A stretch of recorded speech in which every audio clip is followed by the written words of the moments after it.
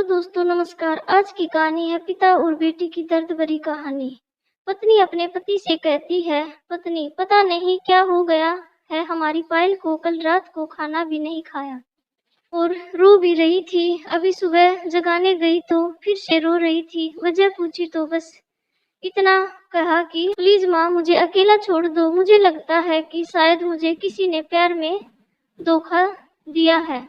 डर लगता है कहीं वह खुद को नुकसान न पहुंचाए। पति थोड़ी खामोशी के बाद कहता, ठीक है मैं देखता हूँ। इतना कहकर वह अपने बेटी के कमरे में जाते हैं। पिता, पायल कैसी हो बेटा? बेटी, प्लीज पापा मुझे कुछ दिनों के लिए अकेला छोड़ दीजिए। पिता, ठीक है बेटा, मगर एक शर्त है। बेटी, बोलिए। पिता, मैं तुम्हें एक बकवास कहानी सुनाना चाहता हूँ, तुम सुन लो, फिर हम तुम्हें डिस्टर्ब नहीं करेंगे। ओके बेटी, ठीक है सुनाइए। पिता, आज से करीब 20 साल पहले एक राजा हुआ करते थे, बेहद अमीर। उनके दो बेटे थे। बड़ा बेटा बेहद आज्ञाकारी और ईमानदार था। उस राजा को अपने बड़े बेटे पर नाज था। उसकी शादी एक खूबसूरत लड़की से कर दी गई। फिर वह खूबसूरत लड़की राजा की बड़ी बहू गर्भवती हुई। घर में खुशियां ही खुशियां छा गई, मगर राजा की जिद थी कि बेटा ही हो। फिर राजा ने अपनी बहू के गर्भ का चेकअप करवाया तो पता चला कि गर्भ में लड़की है। राजा ने बेटे को हुक्म दिया कि लड़की को गिरा दिया जाए। आखिर बड़ा बेटा आज्ञाकारी था, ना तो करेगा नहीं, मगर पता नहीं उस पागल बेवकूफ को क्या सूझा कि 2 दिन बाद अपना राजपाट, धन दौलत, शानो शौकत सब छोड़कर अपनी गर्भवती पत्नी को लेकर महल से गायब हो गया। सच कहूँ तो बड़ा बेवकूफ और पागल था। लोग बेटियों को बोझ समझकर गर्भ में नष्ट कर देते हैं और एक वह बेवकूफ पागल एक बेटी के लिए तमाम सुख सुविधाओं को ठोकर मार दिया।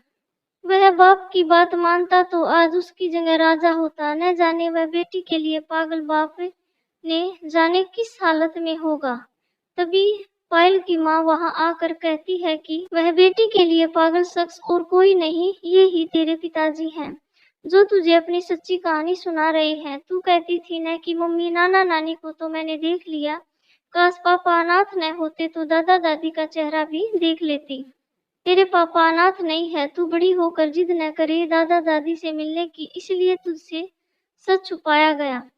फिर तेरे पापा ने तेरे पैदा होने के बाद एक कसम ली कि तेरे अलावा दूसरा संतान फिर कभी नहीं बनाएंगे। अखबार में इश्तार देकर तेरे दादा दादी ने बेटी को लेकर ही वापस आने को कहा। मैंने भी जोर दिया वापस जाने को, मगर तुझे गोदी में उठाकर तेरे पापा ने बस इतना ही कहा, जिस घर में मेरी प्रिंसेस की हत्या का फरमान निकाला गया हो, वहाँ एक राजा कैसे सांसें ले सकता है।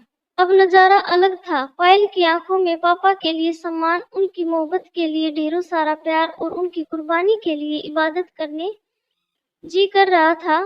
आंसू थमने का नाम नहीं ले रहे थे, मगर सब कुछ अब सिर्फ पापा के लिए था।